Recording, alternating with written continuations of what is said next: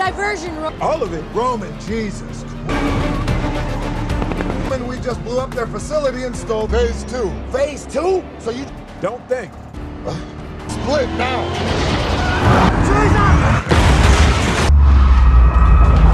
Jesus!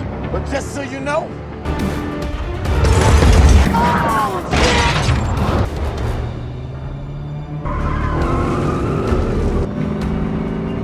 The hell of...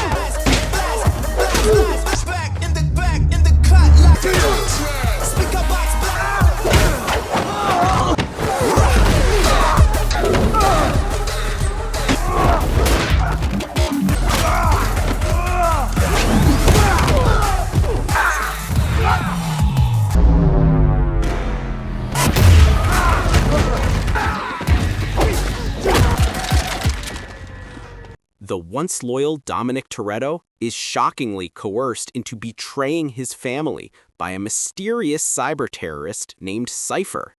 With the team in disarray and unsure who to trust, they must band together with an unlikely ally, Deckard Shaw, to stop Cipher from unleashing global chaos with advanced weapons. The chase takes them from the bustling streets of New York to the frozen wastes of the Barents Sea, all while trying to understand Dom's sudden, devastating turn. Dom, you're one step closer to that family.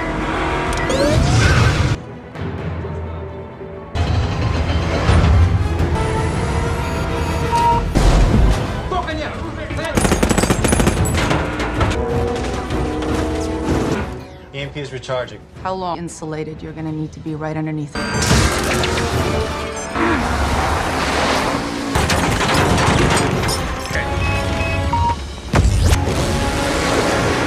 One stone. We've got control of the sub. It's rebooted that sub to slave its command system.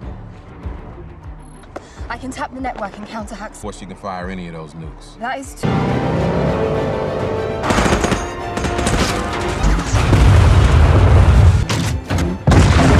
Just don't give up, do they? Go, go, go, go!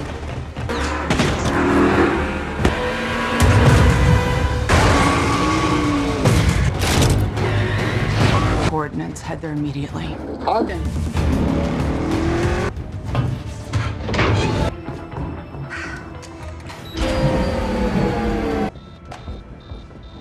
She's regained control. Damn it.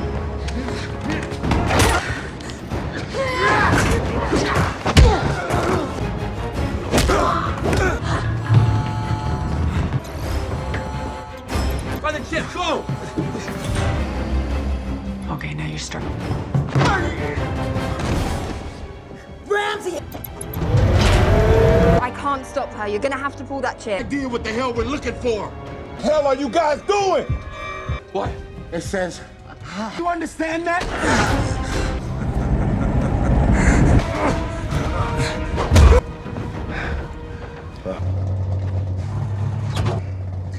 Quite a show.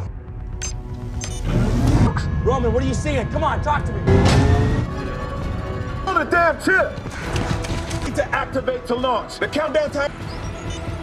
No. Something's wrong. It won't launch. Move your ass, Roman! Missiles!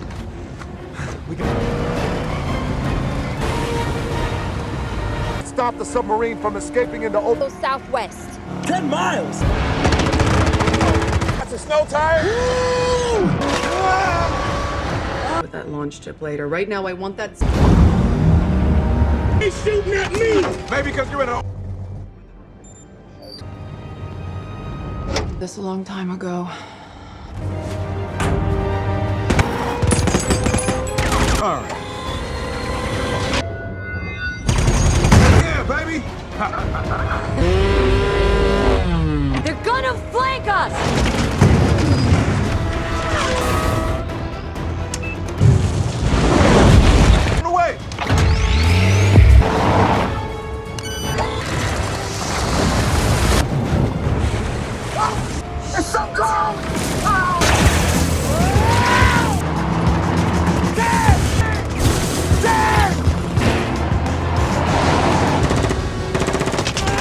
shit!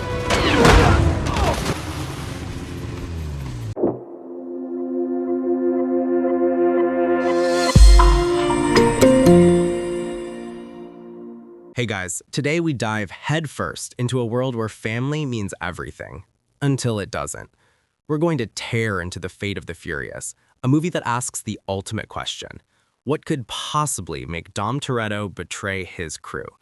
Get ready for a wild ride full of impossible stunts, high-stakes espionage, and enough car destruction to make an insurance adjuster cry.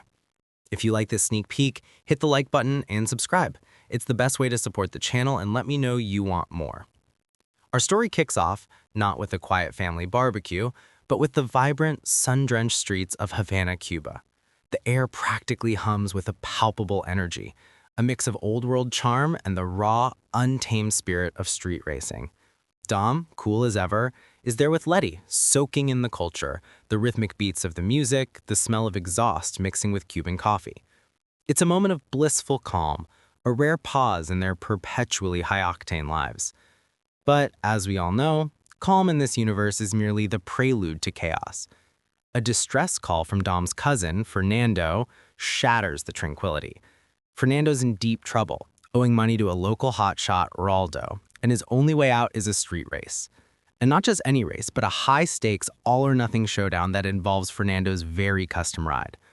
Dom, being Dom, immediately steps in. He offers up his own perfectly restored 1957 Chevrolet Fleetline, a beautiful piece of machinery that practically purrs with power. The crowd gathers, the engines rev, and the tension ratchets up. Raldo, clearly overconfident, sizes up Dom's vintage car, scoffing at its age. Oh, if only he knew the man behind the wheel. The race itself is a masterclass in Dom's driving philosophy. He doesn't just drive, he becomes one with the machine, sensing its every tremor, every shift in weight. The streets of Havana become his personal playground. Narrow alleys, bustling markets, the shimmering coastline. It's all part of the course. The roar of the engines bounce off ancient buildings, a symphony of speed and pure, unadulterated power. Dom, with that signature smirk, eventually pulls off a maneuver that's both daring and utterly insane, pushing his car to its absolute limits, even reversing into high gear at one point to gain an advantage, eventually sacrificing his own car by literally frying its engine and sending it skidding into the finish line. A burning Hulk, but a winning one. He walks away, handing Raldo the keys to his now charred but still technically functional 57 Chevy, declaring, "You win the car, I win the respect." That's Dom for you, always playing the long game. The crowd erupts, a mixture of awe and disbelief. It's a perfect reintroduction to the man, the myth, the legend. But this sweet, sweet taste of victory is short-lived. A sleek, obsidian sports car pulls up, a stark contrast to the colorful, older vehicles surrounding it. From within, a woman emerges, her presence immediately chilling the vibrant atmosphere. This is Cipher, played by the fantastic Charlize Theron, and she exudes an aura of cold, calculating power. She cornered Dom, showing him something on her phone that visibly shakes him to his core, wiping the confident smirk right off his face. It's a moment that sends shivers down your spine because you know whatever she showed him, it's bad, really bad. She then delivers a cryptic, chilling message. Your family is about to meet a new kind of family. And just like that, the idyllic Cuban scene transforms into a harbinger of doom. Dom, the man who lives and breathes family, has been compromised. The very foundation of his world begins to crack. Cut to a few days later, back in the bustling modern world. The team, oblivious to Dom's unsettling encounter, is on a mission for Mr. Nobody and his perpetually flustered protege Little Nobody. Their target? An EMP device in Berlin. A piece of tech so dangerous, it could plunge entire cities into darkness. Hobbs, ever the bull in a china shop, is leading the charge with his usual blend of brute force and tactical precision. Letty, Roman, Taj, and Ramsey are all there, a well-oiled machine, their banter as sharp as their driving skills. The plan is to intercept the device from a heavily armored convoy. It's a typical Fast and Furious operation. High speed, explosions, impossible feats of vehicular acrobatics. The roaring of engines fills the streets, followed by the crunch of metal as they expertly dismantle the convoy's defenses. Hobbs uses a wrecking ball, because why not, to clear a path, the sheer force of its impact rattling windows for blocks. The sound of exploding tires and shattering glass becomes a perverse symphony of destruction. Just when they're about to secure the device, a familiar black Dodge Challenger appears out of nowhere, cutting through the chaos like a phantom. It's Dom. The sight of his iconic car sends a collective jolt of confusion through the team. Why is he here? Is he helping? Before they can even process it, Dom ruthlessly sideswipes Hobbs' armored truck, sending it careening. The impact resonates through the vehicle, throwing Hobbs off balance. He recovers, shouting Dom's name, a mix of disbelief and betrayal in his voice. Dom then slams his Challenger into their path, effectively blocking their escape. The team is stunned, speechless. Dom, their Dom, is actively working against them. He steals the EMP device, leaving the team utterly bewildered, and Hobbs furious to deal with the aftermath. The betrayal feels like a physical punch to the gut for everyone watching, and especially for Letty, whose face registers a profound, heart-wrenching shock. The sound of Dom's engine fading into the distance leaves a deafening silence in its wake, punctuated only by the frustrated shouts of the team. Hobbs is subsequently arrested for the theft of the EMP device, because, well, he was the last one there and clearly looked guilty. The authorities, not quite grasping the nuances of family betrayals, throw him into a maximum security prison. And who should he find himself sharing a cell block with? None other than Deckard Shaw, the man who nearly killed Han and was responsible for putting Hobbs in the hospital previously. There crackles with animosity between them. The clanging of the metal gates, the echoes of inmate shouts, it all sets a grim backdrop for their reunion. The guards, clearly not fans of either man, relish in their predicament. The prison break sequence is a chaotic masterpiece. Mr. Nobody, feeling responsible for Hobbs' predicament, orchestrates a daring extraction. But it quickly devolves into a free-for-all. Hobbs and Shaw, despite their mutual hatred, are forced to fight their way out, inadvertently working together against the prison guards. The crack of Hobbs' fists connecting with jawbones, the metallic clang of pipes being wielded, the rhythmic thud of bodies hitting concrete, it's a brutal, visceral ballet of violence. Shaw, ever the meticulous operative, uses his cunning and agility to disarm guards and create diversions, a stark contrast to Hobbs' head-on approach. They bicker, they insult each other, but they fight with a synchronized ferocity that's almost beautiful to behold. The walls practically vibrate with the sheer force of their escape. They smash through doors, vault over railings, and leave a trail of unconscious guards in their wake. It's a high-octane brawl that sets the tone for their begrudging alliance. They eventually make it out, both still spitting venom at each other, but undeniably alive thanks to their unlikely teamwork. Mr. Nobody and Little Nobody are there to pick them up, ready to explain the true gravity of the situation. Dom is working for Cipher. Back with Cipher, she's a digital puppet master, a global terror threat operating from a high-tech flying fortress that makes a Bond villain's lair look like a garden shed. She reveals her leverage over Dom. Elena Neves, Hobbs' former partner and Dom's former lover, and their infant son, who Dom never knew existed. The twist hits you like a brick. The man of family now has a secret family he didn't know about, and they are being held hostage. Cipher's cold, calculating demeanor is absolutely terrifying. She watches Dom, observing his every tremor, every flicker of emotion, as if he's a lab rat in her twisted experiment. She orchestrates a devastating drone attack on a Russian defense minister's motorcade, demonstrating her power and ruthlessness. The cacophony of explosions, the screams of terror, the screech of tires, it's a chaotic symphony of destruction designed to break Dom, to force him to comply. She makes him witness Elena's pain, the fear in her eyes, ensuring he understands the consequences of any defiance. This isn't just about a job for her, it's about control, absolute and total. The team, now joined by Hobbs and Shaw, is tasked with stopping Cipher's next move in New York City. The mission? Prevent her from getting her hands on a nuclear football, essentially the launch codes for a country's nuclear arsenal. It's a race time for the stakes higher than ever. Suddenly, the city descends into vehicular madness.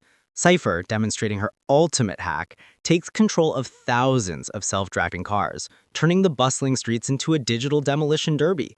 Imagine walking down the street minding your own business, and suddenly cars are just flying off the parking garages and smashing into each other like a giant metal cascade. It's like a particularly aggressive game of Grand Theft Auto, but in real life, with much higher stakes and fewer respawns. The sounds are immense. The constant blare of horns, the piercing shriek of metal grinding against metal, the shattering of glass, the boom of explosions as cars collide and ignite it. It's utter chaos, a spectacle of urban destruction unlike anything seen before. The team, in their souped-up vehicles, navigates this metal maelstrom. Roman, naturally, is freaking out, yelling over the comms about the sheer absurdity of it all. Tej and Ramsey, their tech wizards, try desperately to fight back against Cipher's hack, their fingers flying across keyboards, the frantic clicking of keys almost audible over the din. Letty, determined and fierce, pushes her car through the wreckage, trying to reach Dom, trying to understand. Hobbs, with his usual bravado, plows through obstacles, his vehicle a tank on wheels. The scene culminates in a truly insane moment. A wrecking ball dangling from a building is used by the team to clear a path, swinging wildly through the air with a massive whoosh, smashing into multiple cars with a thunderous crunch, sending debris. But the real highlight comes when he gets to the baby. The baby, blissfully unaware of the high stakes, is just being a baby, gurgling and cooing. Shaw, a hardened mercenary, finds himself in an entirely new predicament. He has to fight off multiple armed guards while also ensuring the baby's safety, which he does by strapping the baby into a carrier on his chest. What follows is a brilliantly choreographed fight scene. Shaw, with the baby strapped to him, uses everything at his disposal: guns, knives, martial arts, and even the baby's toys as distractions. The sound of a tiny rattle clattering across the floor is enough to momentarily divert a guard's attention, allowing Shaw to strike. He even uses the baby's cries to his advantage, feigning distress to lure in more guards. It's surprisingly lighthearted amidst the violence, a testament to Shaw's unexpected paternal instincts. The grunts of effort, the impacts of his blows, the occasional whimper from the baby, quickly soothed by Shaw's surprisingly gentle touch, it all paints a vivid picture of this absurdly charming fight. He slides across floors, kicks through bulkheads, and generally causes mayhem, all while making sure his precious cargo is safe. The whole time he's muttering reassurances to the baby, a hilarious contrast to his usual gruff demeanor. He even gets a moment to video call his brother Owen from the plane, confirming the baby's safety, solidifying his turn towards the good side, or at least the less bad side. Back with Dom, Elena's death has shattered him, the final straw. He's been playing Cipher's game, but now, with Elena gone and his son still in peril, he fully unleashes his rage. He escapes Cipher's lair with the nuclear football, racing towards the team who are already on their way to stop Cipher's ultimate plan, detonating a nuclear submarine in the Arctic. The stakes couldn't be higher. If that submarine launches its missiles, it's global devastation. The climax of the film takes us to the vast, desolate, and incredibly cold landscape of the Barents Sea, a sprawling expanse of ice and snow. The air bites with a chill that seems to cut right to the bone. This is where Cipher's nuclear submarine, the Akula, is making its move, breaching the ice with a terrifying groan of metal against frozen water. The sound is guttural, primal, like a beast awakening from a long slumber. The team, armed with a mismatched collection of vehicles adapted for ice, including Hobbs's ice ram, Roman's bright orange Lamborghini, Tej's tank-like Ripsaw, and Letty's rally fighter, converge on the location. The constant crunch of their tires on the snow and ice, the biting wind whistling past their ears, the deafening roar of their engines echoing across the barren expanse, it's all incredibly immersive. Their mission is simple, yet utterly insane. Prevent the submarine from launching its missiles. They need to get close enough to deploy the EMP device and disable it. But Cipher, ever the master manipulator, activates the sub's torpedoes, sending them hurtling towards the team. The distinctive whoosh and hiss of the torpedoes cutting through the icy water, followed by the muffled thud of their impact on the ice around them, creates an overwhelming sense of danger. Roman, in classic Roman style, nearly gets taken out by a heat-seeking torpedo. His screens over the comms are hilariously panicked, providing a much-needed moment of levity in the midst of utter chaos. "It's coming for me," he shrieks, desperately swerving his bright orange Lambo across the ice, the torpedo hot on his tail. You just have to wonder, who brings the Lamborghini to the Arctic? Only Roman. Dom, finally reunited with his crew, throws himself into the fray. He drives his Charger onto the ice, not just to fight, but to lead. He positions his car in front of the rogue torpedoes, acting as a decoy. The sheer audacity of it. He takes multiple hits, his car groaning and creaking under the impacts, sparks flying as metal tears. The sound of the torpedoes detonating around his car are deafening, shaking the very ice beneath their feet. He's taking a beating, but he's doing it to protect his family. As the submarine attempts to escape beneath the ice, Dom makes his ultimate sacrifice play. He speeds towards the massive Akula, his engine screaming in defiance, and then, at the last possible moment, he swerves, causing the submarine to clip his car. The resulting impact sends his car flying, but also knocks the submarine off course, directly into the path of its own heat-seeking missile, which Dom has subtly redirected. The massive explosion that rips through the ice is cataclysmic, a blinding flash of orange and white followed by a thunderous boom that cracks the very ground. The sound is so immense it feels like it shakes your teeth. Debris rains down, ice shatters, and the submarine is utterly crippled. Cipher, however, manages to escape, her fate left ambiguous, her laughter laughing chillingly over the comms before her signal is lost. It's a classic villain getaway, ensuring she lives to scheme another day. In the aftermath, Dom miraculously survives the explosion. His family rushes to his side, the relief palpable. He's pulled from the wreckage, battered but alive, a testament to his sheer will and plot armor. The embrace with Letty is tender, a quiet reunion amidst the still-smoking wreckage. The silence, broken only by the crunch of their boots on the ice and the gentle lapping of water, speaks volumes. Later, in a quieter, more solemn setting, we witness Elena's funeral. The team stands united, a somber group reflecting on their loss. Elena, a brave and noble woman, is given a respectful farewell. The atmosphere is heavy with grief, but also with a sense of closure. Then Dom takes a profound step. He introduces his son, his little boy, to the family. And in a beautiful, touching tribute, he names him Brian, after his brother, Brian O'Connor. It's a moment that resonates deeply, a nod to the past and a hopeful look towards the future. The simple, heartfelt declaration of the name is almost whispered, yet it carries immense weight. The film then concludes with a familiar, comforting scene. The entire family gathered together, enjoying a barbecue on a rooftop. The sun is setting, casting a warm, golden glow over them. The sounds are laughter, clinking glasses, and the gentle hum of conversation. Little Brian, now surrounded by his extended family, is being held by Dom, looking utterly content.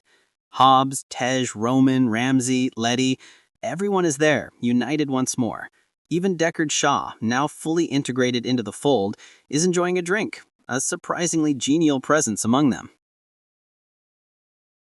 The camera pans across their faces, each reflecting warmth, camaraderie, and the unbreakable bond of family.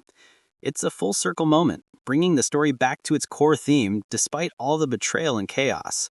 The sounds of joy and belonging fill the air, a stark contrast to the explosions and gunfire that dominated the rest of the movie. It reminds us that no matter how wild the rides get, no matter how many impossible stunts they pull off, family truly is everything in this world. And let's be honest, who doesn't love a good rooftop barbecue after saving the world from nuclear annihilation? It's practically tradition at this point. The journey through the fate of the Furious reminds us that even the strongest bonds can be tested, but true family finds a way to overcome any obstacle, even a cyber terrorist pulling the strings. It's about the impossible choices we make for those we love, and how redemption can sometimes come from the most unexpected places. In a world of chaos and betrayal, the unbreakable spirit of connection ultimately prevails, leaving us with a powerful message about loyalty, sacrifice, and the enduring strength found in togetherness. The Fate of the Furious delivers exactly what fans expect. Over-the-top action, heart-stopping stunts, and the ever-present theme of family. It pushed boundaries, making Dom betray his crew for truly shocking reasons, and it introduced a chilling new villain in Cipher. It's a wild, exhilarating ride that reminds us why we keep coming back for more, even when physics are optional.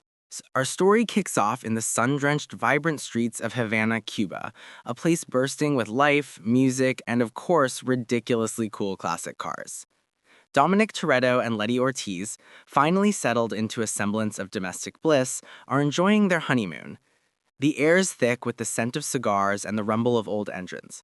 Dom, ever the magnetic force, is drawn into a street race, a challenge from a local hothead named Raldo, who boasts about his souped-up ride. Dom's vehicle, a battered old jalopy, looks like it's held together with hope and a prayer, but we all know better, don't we? He barely wins, crossing the finish line in reverse after his car bursts into flames, a truly spectacular display of Toretto ingenuity. The crowd roars, the engine clatters, and you can practically taste the exhaust fumes. It's a perfect slice of their new, quieter life, albeit still infused with a healthy dose of adrenaline. But tranquility, as we've learned, is a fleeting thing in the Fast and Furious universe. Later, while walking through a bustling market, Dom is approached by a mysterious, unsettling woman. Her name is Cipher, and she's the kind of villain who doesn't need a physical fight. Her weapons are whispers and screens. She shows Dom something on her phone, a glimpse into his past, a secret that twists his face with a silent, agonizing horror.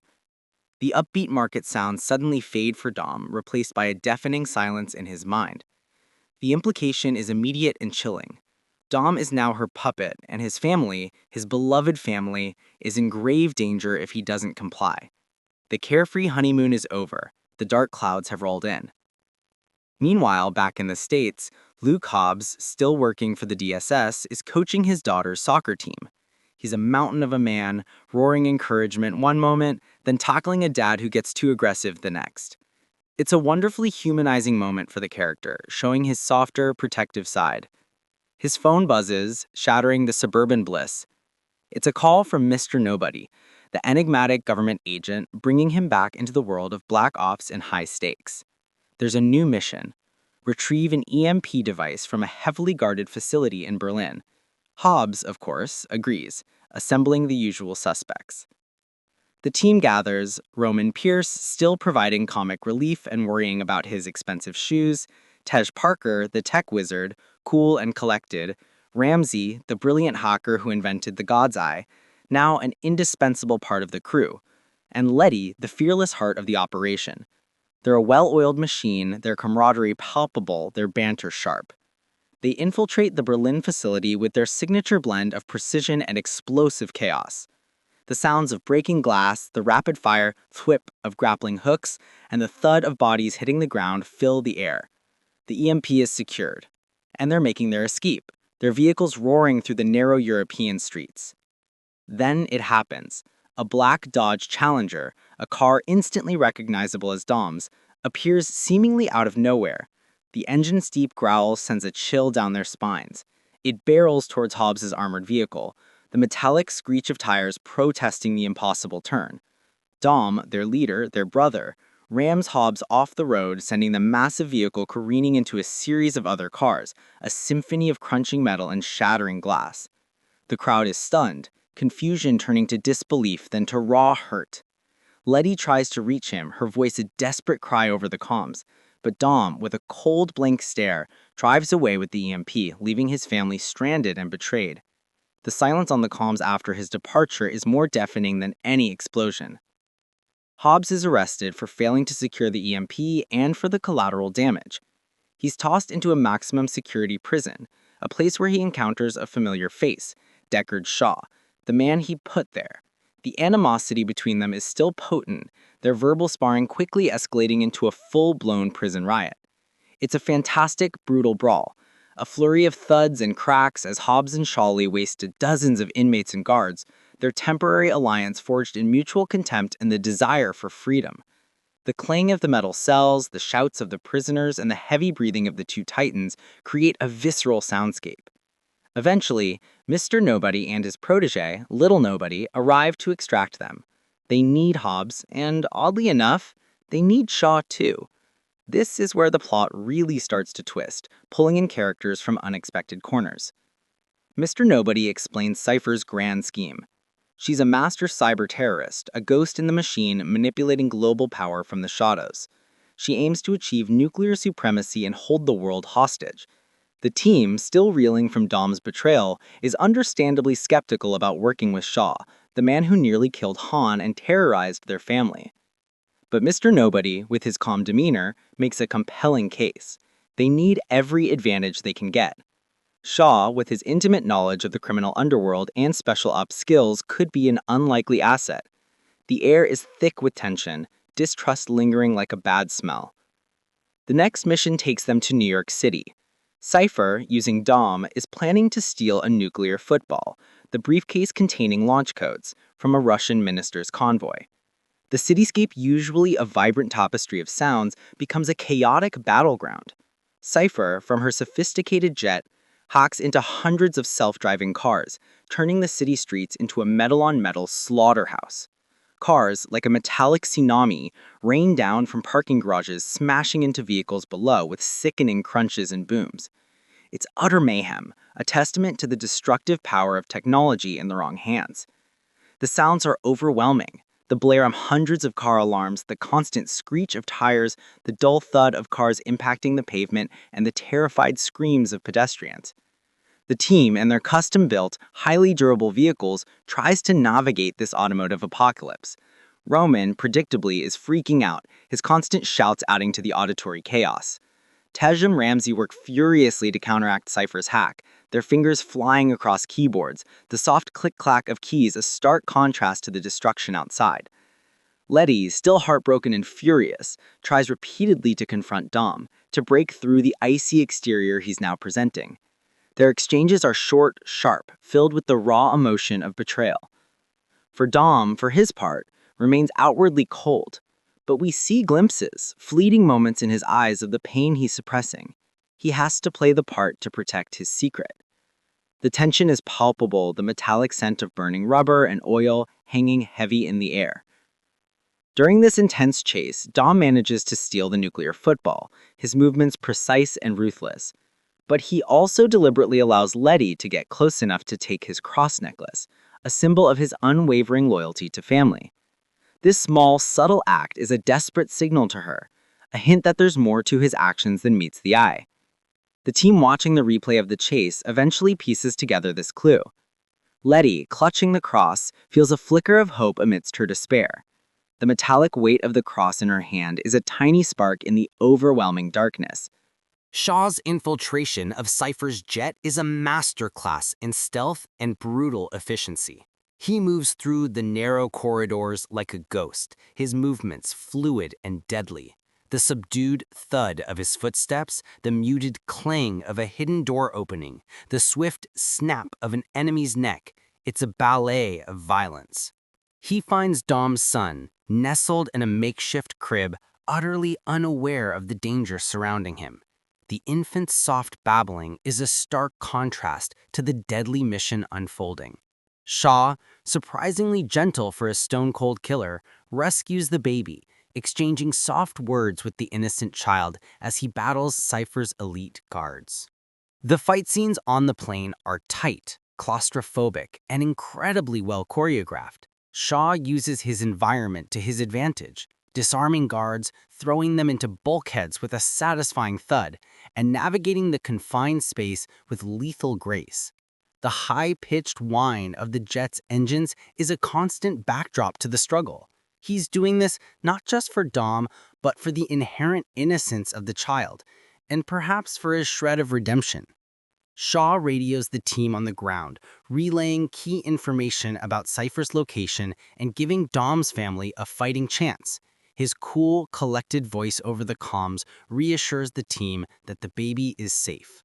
The climax takes us to a desolate, frozen wasteland in the Arctic, specifically off the coast of Russia.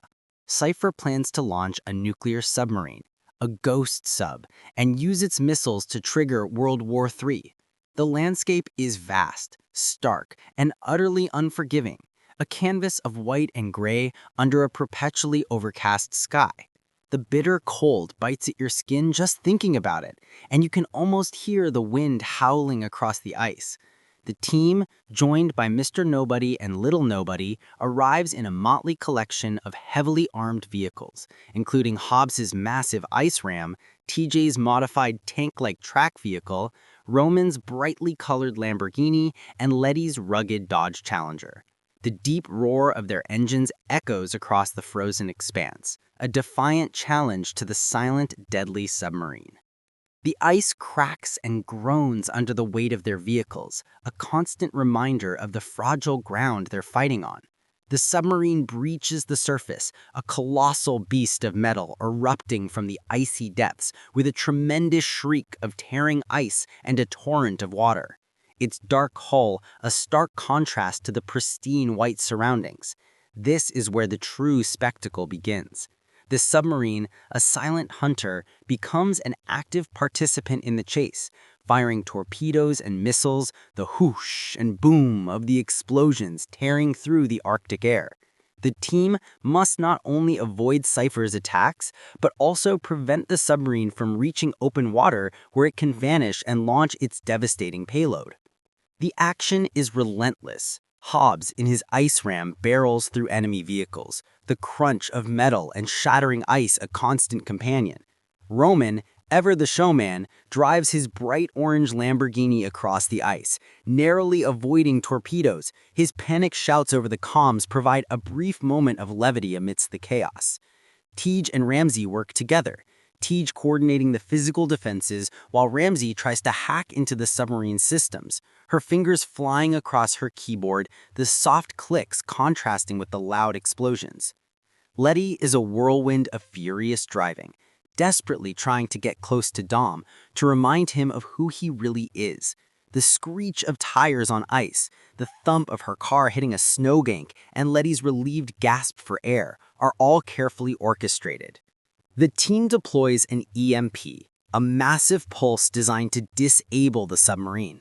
The thrum of the EMP charging, the brilliant flash of light, and the subsequent silence as all electronics momentarily cut out. It's a moment of breathtaking suspense. But Cipher, ever resourceful, quickly brings the submarine back online, sending drones and armed snowmobiles to protect her escape. The air fills with the whir of drone rotors and the rattle of machine gun fire. Then, in a truly iconic, absurd, and utterly spectacular moment, Dom makes his move. With the baby safely off the jet and in Shaw's custody, Dom finally turns on Cipher. He drives his Challenger directly into the path of a heat-seeking missile Cipher fires at his family, intercepting it. The car is engulfed in a massive explosion, a blinding fireball that erupts on the ice, showering snow and debris everywhere. For a heart-stopping moment, the team thinks Dom is gone. The deafening boom is followed by a chilling silence. But Dom, being Dom, survives, leaping out of the car at the last second. He's now free from Cipher's grasp, and with a renewed vengeance, he confronts her forces head-on. He rejoins his family, his eyes burning with a righteous fury. The family, now reunited, fights with a renewed purpose. The sounds of their combined might, the synchronized thuds of their punches, the crack of gunfire, and the coordinated roar of their engines as they work as a cohesive unit resonate with their unbreakable bond. The final push involves preventing the submarine from reaching open water. Hobbs uses his sheer strength, hooking a massive tow chain to the submarine's fin, and with the help of TJ's track vehicle, attempts to pull it back. The metal groans and strains under the immense pressure, the chain singing a high-pitched whine as it stretches. Meanwhile, Roman, in a moment of unexpected bravery, distracts a crucial torpedo, his car getting obliterated in the process, a huge boom and a cloud of smoke marking his sacrifice. Though, naturally, he survives. Dom, now driving another vehicle, expertly navigates the chaotic battlefield, using his unparalleled driving skills to guide the submarine into a bottleneck. The creak of the ice as the massive sub scrapes against it is an audible sign of their progress. Just as Cipher prepares to launch her missiles, the team, working in perfect sync, manages to trap the submarine under the ice. Then, Dom delivers the final, decisive blow. He strategically positions his car and with a powerful thrust of the accelerator, causes the submarine to erupt in a cataclysmic explosion, sealing Cipher's plan and her nuclear threat. The sound is immense, a deep, resonant boom that shakes the very ground, followed by the satisfying hiss of fire extinguished by ice. In the aftermath, Cipher, ever the survivor, escapes by parachuting out of her damaged jet, a ghostly figure disappearing into the vast sky, vowing vengeance. She's a villain who thrives on living to fight another day, leaving the lingering threat of her return. The team stands victorious on the ice, battered but unbroken. The silence now filled only with the gentle creak of settling ice and their ragged breathing. The final scenes bring a sense of closure and the warmth of family, a core theme of the entire saga. We see Deckard and Owen Shaw, brothers reunited, enjoying a family meal. Owen, surprisingly recovered, and Deckard, surprisingly gentle, banter with their mother, played by the legendary Helen Mirren. It's a wonderfully charming scene, filled with humor and the kind of family dynamics only brothers can share. The clink of cutlery, the soft murmurs of conversation, and the occasional burst of laughter create a comforting atmosphere. Finally, the Toretto family gathers for their customary outdoor barbecue. Dom, holding his infant son, introduces him to the rest of the crew. After all the betrayals, the near deaths, and the global chaos, the family is whole again. Dom, with a loving smile, reveals his son's name, Brian, a heartfelt tribute to their fallen brother and friend. The collective awe from the crew, the warm smiles, the gentle clink of beer bottles, and the cheerful chatter, it all culminates in a poignant and beautiful moment. The arc of Dom's sacrifice, his immense pain, and his ultimate redemption is complete.